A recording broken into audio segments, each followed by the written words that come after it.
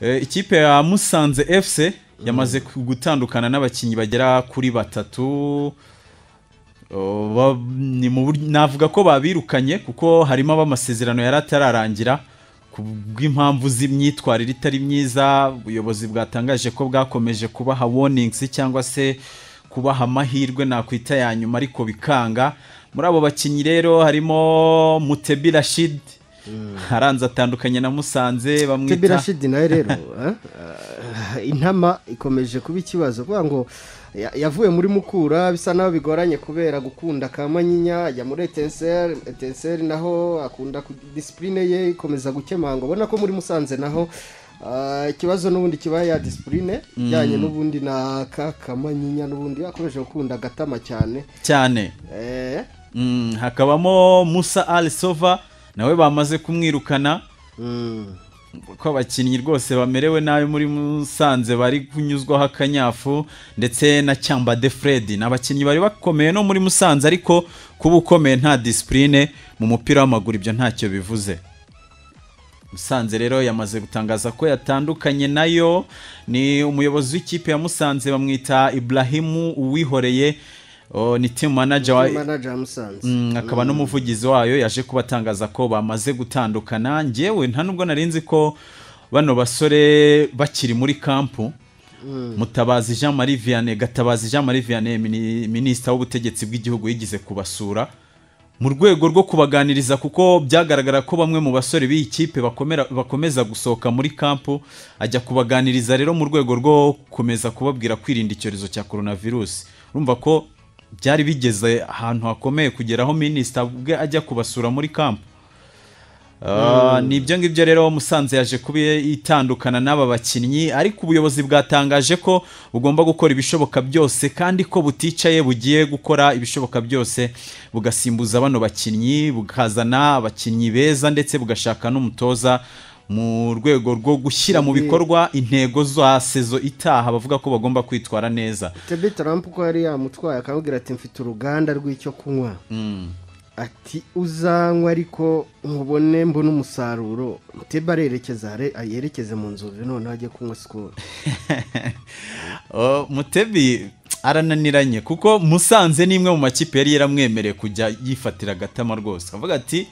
jyunywa ariko utanga umusaruro mu kibuga. Umusaruro tubone wenda discipline yawe nushaka unywere muri kamp ariko tubone discipline yawe iri control ariko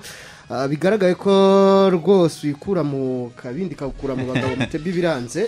Reka dutegereze rero tureba ahantu azerekeza. Abandi ubwo nyine ni ba Cyamba de Fred ni ba Cyamba de Fred birumvikana rero Musanze yaje kuba itandukana n'abo bakinnyi. Ni nako twerekeje mu yandi makuru nta yandi ni transfer ziba zivugwa mu Rwanda. Gasogi United ikomeje kwiyubaka mu buryo butandukanye. Yasinyishije rutahizamu ukomoka muri Chad uyu yaturutse muri Sunrise nako muri Etincelle bamwita Ibrahim Hassan yamaze kumusinyisha amasezerano y'imyaka 2 yo mu bakinnyi bitwaye neza muri iyi sezo. Kuko afashije ikipe ya Etincelle kubona ibitego bigera ku 8 umwe mu bakinnyi bitwaye neza muri rusange muri sezo. Navuga ko kuri ekipe ya Gasogi iguze umukinnyi mwiza ni mu rwego rwo gukomeza ubusatirizi bwayo. Suwo gusa kandi kuko mu rwego ngo rwo kubaka ikipe nibabinyujije kuri Twitter yabo bavuze ko bamaze gusinyisha umuzamu muto bamwita Ndagijimana Leandre amasezerano y'imyaka 5. Ni iki kintu nta bikabyo ushize bavuze ngo baguze Ntare y'Akanwa rwa Bwiga ibyabahira ngo baguze ngo Intercontinental Ballistic Missile Wahed irangira babaye mafrop arashi bitoryi. Kuri inshuro rero rana ko nta bikabyo byinshi ntabyo. Urabona ko rero ni umuzamu ukiri muto yabasinyishije ni mu rwego rwo kubaka ikipe y'igihe kirekire amasezerano y'imyaka 5 wumva ko ari amasezerano menshi cyane kabisa. Ni nako bongereye amasezerano ya Min Salum nawe warusanzwe akinira iyi kipe.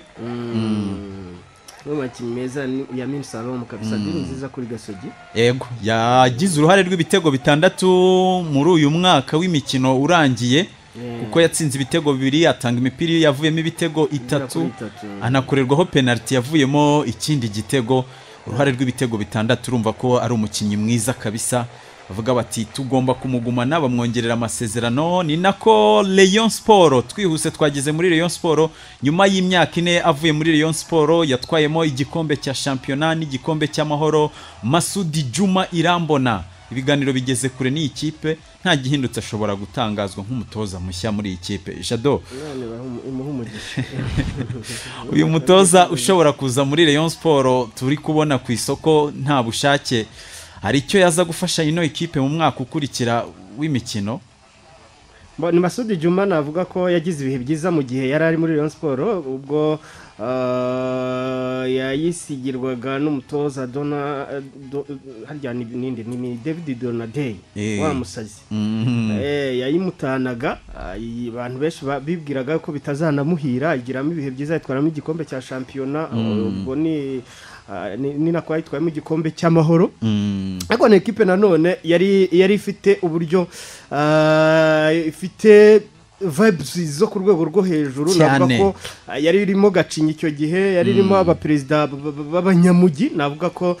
icyo gihe amahirwe yari ifite yari afitemo abarundi navuga ko bamufashaga dressing room cyane ko buri Masudi tuzi neza ko aho yanyuze hose ama dressing room akunze kumugora navuga ko yari afitemo abarundi rero barimo ba Shasiri barimo ba Piero n'abandi bagiye batandukanye navuga ko bamufashije dressing room kuko bari n'abakinnyi bakuru icyo gihe bari mu bakinnyi bayoboraga bagenzi babo navuga ko rero kuri Masudi Juma kuri inshuro simubona ko hari igitangaza yabazanye muri Rayon Sport ariko nanone kuri Rayon Sport dufite nta yindi mpamvu yo kujya guhendwa n'umutoza navuga ko ari Masudi Juma kugeza ubu ngubu navuga ko atazabahenda nta mpamvu yo kujya guhendwa n'umutoza kuko n'ubundi nta ekipe bafite idasanzwe kuba bazana Masudi Juma rero nk'uwayinyuzemo uyizi yaba ari shwa itari mbi cyane ariko nanone navuga ko ari igihe cyiza ari kubaka Rayon Sport ikeneye ibikombe ari kubaka Rayon Sport iziga challenginga ntago ari yo mutoza navuga ko waba ukenewe na cyane ko n'ahandi yanyuze nyuma yo kuva muri Rayon Sport nta gitangaza twamubonyeho nta gitangaza uretse muri Simba yanyuzemo akungiriza ariko nabwo ahava n'abatandukanye ikipe iramunanira umutoza mukuru yamusigiye ikipe bigaragara ko bimunaniye baratandukana aragenda ajya muri za Bukavu Dawa agaruka mu Rwanda yagarutse muri AS Kigali muri AS Kigali biranga ajya muri Bugesera biranga ajya muri Bukavu Dawa amaramo amezi 2 ubu yari umushomeri navuga ko rero akenshi buryo ufashe umutoza w'umushomeri ubugaragaje ko nubundi nawe nta yindi gahunda wari ufite ikomeye cyane nko kuvuga ngo Everton ngo yazanye ngo Rafa Benitez uriya nta kintu buriya navuga ko Everton yagaragaje kidasanzwe ije gukora kuko iyo aba ari ekipe ikomeye iba yarafashe wa mutoza utanga icyizere nka Nino Spirito Santo yari amaze gutandukana na Wolves kandi byashokaga ko yajya muri ekipe ya Everton nkuko banamushakaga birangira bacitse bita bigaragaza rero nimba ugiye gushaka umutoza bigaragara ko palmarès ye itakomeye cyane cyangwa se ibigwi byo bitaremereye cyane kandi ukamushaka n'ubundi yarari ku isoko nta yindi kipe mu murwanira biba bigaragaza ko nawe nta yindi objective tidasanzwe nibyo ngibyo rero Masudi Juma n'umutoza uzi Rayon Sport kunyuma yo kwibamo nk'umukinnyi nayibayemo n'umutoza yigiramo ibihe byiza no gutegereza tukareba naho se Jado Rayon Sport tutari kubona ku isoko ubundi bwo na mbere y'umutoza ubundi bwo umutoza araza gutoza abandi Rayon Sport nta mafaranga ifite nta mafaranga ifite ahubwo reka wenda dutegereza ubwo APR yarejese abakinnyi nayo igiye gutoragura kuko bari abakinnyi akenshi baba bavuye muri APR ntago baba bashaka guhita bajya mu ekipe y'amazina yo hasi cyane kandi nta yindi kipe ihari ni Rayon Sport ni Police ni AS Kigali izo za AS Kigali na Police zisa naho zagaragaje ko ku isoko ry'igura n'igurisha ziri kugura neza kurusha Rayon Sport niko navuga indi ekipe bishoboka ni yo Kiyovu Sport ariko akenshi ubundi umukinnyi uvuye muri APR twagiye tubona ko ahita yerekeza muri Rayon Sport reka dutegereze turebe gusa amakuru hari muri Rayon Sport nuko hari abakinnyi bari kugenda baganira nabo nubwo baganira nta mafaranga rimwe na rimwe bagakora amadiru bikarangira tubikijwe n'abandi bitewe nuko nyine nta n'amafaranga bafite ku meza ikindi barimo baraganira n'ubuyobozi bwa Skol Iva Warford harya ni Iva yego yamaze kugera mu Rwanda, yaramaze igihe mu biruhuko, navuga ko wenda twategereza tukareba ikizava muri ibyo biganiro. Nibyo ngibyo rero n'ubuyobozi bwabwo bwatangaje yuko baticaye ubusa, hari ikintu bari gutegura. Baticaye ubusa se niko batangaje, ariko kuko Rayon Sport ubundi uko tumenyereye ntigura ibika nka peri, ariko umukinnyi mutangaza, kandi bimwe mu bintu binayifasha kuko ibirimo isa nayo ikangura abafana. Ntabwo ari wambwira ngo Rayon Sport iri kugura ibika ngo izabatangariza rimwe. Wenda bwari uburyo bwo guturisha abafana, kuko nyuma yo gutwarwa na Peri Mugisha Gilbert kandi abafana bari bakoze ibishoboka byose ngo hagume, ubona ko nyine nta kindi cyari kuvugwa, nyine ni ukubabwira bati abafana ba Rayon Sport baturishwa n'ibikorwa, ntabwo baturishwa n'amagambo cyane kabisa. Dutegereze turebe icyo ubuyobozi buzakora, gusa biragoranye ariko birashoboka. Twihuse rero muri basket, ku munsi w'ejo ikipe y'abagore niko navuga ya basketball mu mikino y'akarere ka 5 cyangwa se zone 5 mu mikino yo gushaka tike y'igikombe cya Afurika iri kubera mu Rwanda ni Afrobasket. Nyuma yo gutsinda Kenya, ikipe y'u Rwanda nyine y'abagore imbere ya Perezida wa Repubulika ndetse na Minister wa Sport ni Munyangajo Aurore Memoza baraye batsinzwe n'ikipe y'igihugu ya Misiri. N'umukino watangiye u Rwanda rwitwara neza, uduce tubiri twa mbere turangira u Rwanda rufite amanota 39 kuri 29. Abantu batangira gutekereza ko u Rwanda rushobora kuba rugiye gutsinda Misiri, ariko yaje kubigaranzura mu duce twakurikiyeho tubiri. Misiri itsinda amanota 71 kuri 59 y'u Rwanda imbere ya Perezida wa Repubulika. Muri iyi minsi ukunze basket baharahatakariza imbere ya Misiri. Muri basket rero ikipe yo yakurushije nta kindi wakora. Misiri ni ikipe tuzikomeye. Imikino yose y'amaboko ikipe ikurusha ibikurusha, nta kuvuga ngo natsinze ngo ndajya kudefanda. Nabonye igitabo cyangwa se nabonye bibiri ngo ndaparika bisi ndabize kumfasha kurangiza uyu mukino nsinze, cyangwa se ndaparika bisi ibe draw kuko nzi neza ko adversaire ndi hejuru. Imikino yose y'amaboko akenshi umuntu akurusha aba kurusha. N'umukino rero waje kurangira u Rwanda rutsinzwe, byumvikana ko n'umukino washobora gufasha u Rwanda kwerekeza ku mukino wa nyuma, ariko bisa naho byatanze akazi gakomeye cyane kuri aba bakobwa b'u Rwanda. Tugomba rero tutegereza twaza kureba ikiza gukurikiraho, gusa n'umukino batsinzwe batarushijwe cyane kuko karito za mbere kenshi buryo iyo waziyoboye ukaza kuyoborwa kuri karito ebyiri za nyuma, nubwo watsindwa amanota menshi buryo umukino baba usa naho wabaye equilibre kuba urebye baba barebye umukino mwiza muri basket. Nibyo ngibyo rero u Rwanda rwaje kuba rutsindwa, ariko kuri uyu munsi rufitanye umukino na Sudani y'Amajyepfo, ni mu gihe iyi Misiri izakina na Kenya. Dutegereje kureba rero, keretse hagize ikora mu jisho iyi Kenya nako iyi Misiri, kuko biragoye, ariko biragoye kuri Misiri tuzi ifite imbaraga. Simbona Kenya itsinda Misiri, sindi kubona Sudani itsinda Misiri. Reka dutegereze nda tuzarebe. U Rwanda rufite akazi katoroshye cyane kuri Sudani, kuko hangaha ni ikipe imwe yonyine izabona tike, kuko izatwara iki gikombe niyo izabona tike yo gukina imikino y'igikombe cya Afurika cya basket. Yego, twerekeje muri Afurika. Amakuru yo muri Afurika nyine, Young Africans igiye gusezerera Haruna Niyonzima. Ni umukino utegerejwe ku itariki ya 15, ubwo ni ku munsi w'ejo. Umukino wiswe Haruna Niyonzima Haruna Day, niko navuga, ni Haruna Day. Rero ni umukino wo kumusezerera, ni umukino bamwitiriye. Ni Haruna wagize ibihe byiza muri Yanga, kuko mu myaka isaga 8 akinnye muri Tanzania yatwaye ibikombe 4 bya shampiyona muri Yanga, atwara igikombe cya Sekafa Kagame Cup, ibikombe 2 bya Charity Shield, ndetse anabafasha kugera mu matsinda ya CAF Confederation Cup. Muri Simba yerekejemo muri 2017 yahatwaye ibikombe 2 bya shampiyona, ndetse anabafasha kugera muri 1/4 cya CAF Champions League. Jado, Haruna siwe mukinnyi navuga tugize byibuza ugize ibihe byiza ku mugabane wa Afurika, kuko urumva ikipe igezaho ikwitirira umukino. Ni umukino bazakina na IHF ku munsi w'ejo, urumva n'ibikombe yahatwaye. Ngira ngo Haruna yagize ibihe byiza muri East Africa. Haruna yagize ibihe byiza si no muri East Africa gusa no mu makrebo ko no muri APR yagizemo ibihe byiza ni Haruna wa makrebo ni Messi cyakora Haruna wa makrebo tutabona nka Haruna wa equipe nationale nawe watanze bike muri equipe nationale ariko mu makrebo navuga ko atagize ibihe byiza ni Haruna wavuye muri Etincelle ameze neza bigatandatu yerekeza muri Rayon Sport ayivamo 2011 yerekeza muri APR nimba nibuka neza ayivamo 2017 nayo yerekeza muri Simba navuga ko izo kipe zose yanyuzemo no kugeza kuri ubu bwo yagiye muri Yanga ayivamo ndetse yongera nayisubiramo 2019 ni Haruna utaragize ibihe bibi mu makreba ariko nanone wareba muri equipe nationale arasanzwe ni kapiteni wacu nka Messi wa Argentine usibye ko Messi wenda ejo ndi yagize atya kegukana igikombe cya Copa America ariko muri rusange ni Haruna utarabaye mubi mu makrebu ubwo no muri East Africa nyine ko Haruna bikomojeho Haruna wabaye mwiza nibyo ngibyo nyuma yuko Simba Sports Club itwaye igikombe cya championnat bayita Tanzania Vodacom Premier League bashiki babo Simba Queens nabo batwaye igikombe cya championnat y'abagore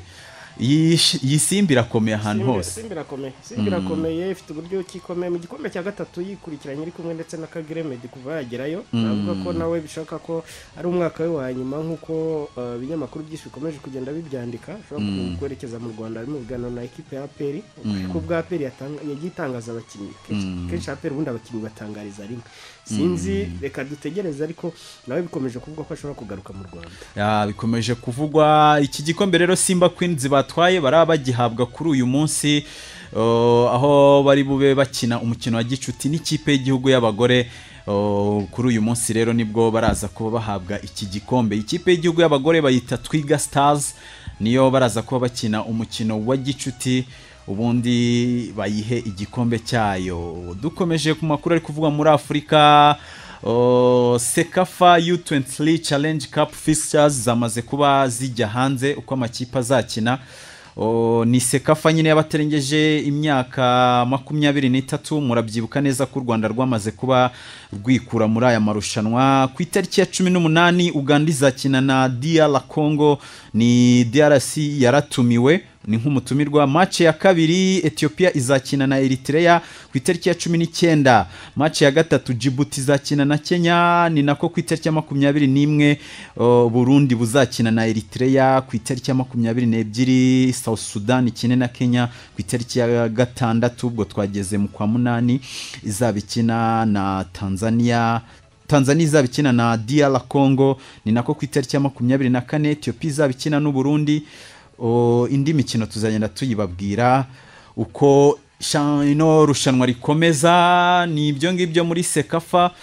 ngira ngo ikindi muri Afrika ni finali ya Champions League CAF Champions League igomba kuba ku itariki ya 17 ni muri iyi weekend ni umukino uzabera kuri Stade Mohamed wa gatanu i Casablanca muri Maroc ni finali n'umukino uzabera kuri stade ya Mohamed wa gatanu nibyo hanyuma ukazahuza amakipe abiri ni Kaizer Chiefs na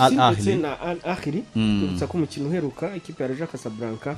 yari yatwaye igikombe itsinze JS Kabiri ibitego 2-1 yari yatwaye igikombe cya Confederation Cup itsinzwe JS Kabiri ibitego 2-1 nibyo ngibyo ku mugabane wa Afrika Kaizer Chiefs imwe mu makipe yitwaye neza muri no rushanwa ariko abantu benshi bavuga ko ikomeye mu izamu cyane ifite umuzamu bamwita Daniel Akpe yakoze akazi gakomeye cyane bakina na Wydad Casablanca ariko ntago nzi yuko umutoza wa Al Ahly yababarirwa aramutse adatwaye iki gikombe ko muri championnat ntago yitwaye neza kandi umutoza wa Al Ahly ni wabo ntago ari kwitwara ntago yitwaye neza muri championnat n'abafana ntibaramukunda rero kuba yagira icyo akora agatwara iki gikombe biri mu byamufasha cyane ya sova umwaka we twihuse ku mugabane Burayi ndagira ngo duhere mu mikino ya International Club Friendlies ni imikino ya gicuti y'amaklabu ikipe ya Arsenal yarayigayitse imbere y'agakipe bita Hibernian ko muri Scotland ibitego 2-1 ibitego 2-1 ari nako Pepe nabonye hashije penalty ikipe ya Arsenal utagira ngo ariko nabonye abakinnyi abakinnyi yagerageje kubakinisha bose ariko yatangije ikipe ikomeye yatangije ikipe ikomeye nyine nibyo na Aubameyang bari barimo nari nzi kuri bukinishe abana bato cyane yatangije ikipe ikomeye navuga ko rero ni umukino wa pre-season itsinzwemo n'aka gakipe ko muri Scotland ibitego 2-1 bagomba no gukurikizaho Rangers ya Steve Gerrard kuwa gatandatu tukamenya rero ese Arsenal pre-season yabo igenzi ite muri rusange gusa nta birenze cyane ko pre-season akenshi ano makipe akomeye akunda no gutsindwa pre-season zirazitsindwa na za Real zitsindwa na za Barca ugasanga pre-season yagenze nabi n'ibintu bisanzwe navuga ko gusa nahoze mbona Arteta sinzi nimba atari kutubeshya avuga ngo nishimiye ngo abakinnyi banguriye ngo nzagerageza ngo kubazamurira urwego ngo tugerageze guhangana urumva ko ibintu byose ni ukugerageza ariko sinzi ko bijyanye n'ubushobozi bwa Arsenal bishoboka ko yishimiye abo bamuguriye ariko sinzi ko ari abakinnyi bari ku rwego rwa Arsenal ubundi akabona abandi bayo twihuse rero muri transfer rumors cyangwa se biba biri kuvugwa muri transfer umuherwe wa Chelsea biravuga ko yateretse ku meza miliyoni 150 kuri Erling Haaland utegereje kumenya ni Abramovich wa Cheruji kuko ubona kenshi yabaga ari ku isoko byabaga bigoye kugira ngo ariveho acyuye imifupa cyane yaje rero ateretseho miliyoni 150 kuri Erling Haaland wa Borussia Dortmund turaza kurebeske arerekeza muri Chelsea arerekeza muri Real Madrid nayo mushakisha cyane n'amakipe menshi agiye mushakisha gusa nyine kuva yajemo akenshi byakundaga gukunda kuko numwe mu banyamakuru banabitangaje wiwabo wa Haaland muri Scotland muri Norvege yaje kuvuga ko Chelsea iri guplaninga kugurisha abakinnyi barimo Hakim Ziyech, Tammy Abraham ndetse na Odoi kugira ngo ibona no mafaranga kuko nka Dortmund yo iravuga ko byibuze ishobora gusinziriza miliyoni 175 urumva yatangiye kuriza kandi imbere yari yavuze ko uwazana 150 yazemera urabona ko kuva yabonye ko Chelsea ifite ubushake yatangiye kuriza no mu bakinnyi bashakishwa n'amakipe agiye atandukanye kandi na rutayizamu mwiza kuri ubu ngubu bizanayigora kumugumana kuko sezitaha iyi season irangira amasezerano ashobora kuzaba ari kugera ku mpera azaba afite agaciro ka miliyoni 65 sinzi ko rero bakwangiza miliyoni bashobora no kubitinda bakazirotura barimo yigurisha nka free ni nako rero Rafael Benitez wari uri kugarukaho mu kanya nyuma yo gusiga Kalidou Koulibaly muri Napoli aravuga ko ashobora kumugarura muri Everton bakiyunga nyine bakongera guhuza yarafitanye umubano mwiza na Ancelotti kurusha Benitez niwe natekereza ko yashobora kumuzana ariko sinzi biragoye kuri Benitez reka tutegereze sinanabona Kalidou Koulibaly sinzi kwerekeza muri equipe nka Everton ariko beza gusa nawe wagize shwambi akenshi yagiye ashakishwa n'amakipe akomerukana za Barcelona zaramushakishije na Man City erega ubukene nibwo bwatumye amakipe atamubona ko Kalidou Koulibaly hari urwego yagize muri sezishize yagize saison nziza cyane ku buryo buri kipe yamwifuzaga ari umudefenseur central mwiza ariko nahoze mbona Benitez ashobora kuturitsa idiro kuko Klose nabonye ari miliyoni zigera muri 35 nimba ntibeshye 35 rero ku makipe yo mu Bwongereza bafite amafaranga yamwishyura mbona ko ntiyaba ari defense nziza defense ya Kalidou Koulibaly na Keane yaba ari defense nziza muri rusange kimwe mu bintu akenshi equipe ya Everton yagiye inabura yazize muri iyi season kutagira abakinnyi beza ba defenseur kuko yagiye itakaza abakinnyi bagiye batandukanye ikabura abasimbura bayo nuko ngo yari ifite bench itari nziza kimwe mu bintu byayigoye nibyo rero indi transfer AS Roma irashaka Alex Telles guturuka muri Manchester United gusa biragoye ko Manchester yamubaha barashaka rero kumusimbuza uwo bita Spinazzola baramuzi mu ikipe y'igihugu y'Ubutaliyani kuri 3 yaje kubavunikira muri Ero bivugwa ko azamara amezi 6 hanze bashaka kuba bamusimbuza rero mu gihe Manchester yabi ibyemeye indi transfer Manchester United Jadon Sancho araza gukora ikizamini cy'ubuzima amaze kumvikana kuri miliyoni 73 avuga ko ni ikipe ya Borussia Dortmund nayo isa naho ihombyeho gato ko yashakaga 108 umwaka ushize kuri no munsi kabiri muri 73 manutseho miliyoni 35 zose kuri Manchester United rero ikizamini cy'ubuzima giteganijwe kuba cyakorwa hagati y'umunsi n'ejo nyuma Jadon Sancho akerekeza i Manchester United ikintu yanyuze muri Manchester City akenshi ntago bikunze gukunda ko umukinnyi ahita ava muri Manchester direct ngo ajye muri Manchester United naho cyangwa se vice versa, ariko kunyura hanze akenshi bikunze kubaho. Ni Jadon Sancho rero Manchester City ifite pourcentage yamuriyeho kuko n'umwana ni wakuriye muri academy yabo, ngira ngo tukiri muri Manchester United nabonye Rashford yagize ikibazo cy'urutugu ndetse yateganijwe kubagwa, ashobora kuzagaruka mu kibuga mu kwezi kwa 10 nibwo biteganyijwe ko ashobora kuzagaruka mu kibuga ku bakunzi ba Manchester United. Nyuma abonye inyamakuru byandika bihuza ngo yahushije penalty, inyamakuru byo hanze biransetsa. Hari rero statistique zakozwe n'ikinyamakuru bita Super Sport turi buzigarukeho minota yatujyanye, tuzigarukaho mu biganiro byacu by'ubutaha. Muri Euro ndetse no muri Copa America batsinze ibitego byinshi, batanze assist nyinshi, bakoze amapase menshi. Ahubwo reka twakire nk'umuntu ku murongo wa telefone tuganireho gato, ubundi twebwe dusoreza ahangaha cyane ko allo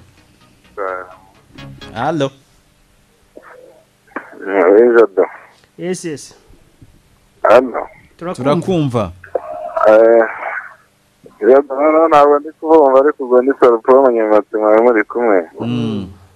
Musobanurire Masudi Juma ari ikipe yari afite mwino minsi, mugire umuhanda mwiza cyane. Sawa. Abajije nde? Masudi Juma ngo hari ikipe yari afite ntayo. Ntayo. Ibereye iwabo Burundi kugeza ubu. Yibereye iwabo yari umushomeri. Ngira ngo Jado twasoreza ahangaha. Dusoreza dushimira bari badukurikiyemo coach Theo, hari Tumba, harimo n'abandi bagiye batandukanye bo ba Munyantwari yari muri Nyaruguru, kandi mwese mwagiye mudukurikira tubashimire. Yego cyane turabashimiye. Yari ngewe Vicky mwabyumvise na Jado. Ibiganiro by'imikino nakagaruka, ariko mugiye gukurikira ikiganiro Salusi in the morning na bagenzi bacu bari gutegura amakuru menshi.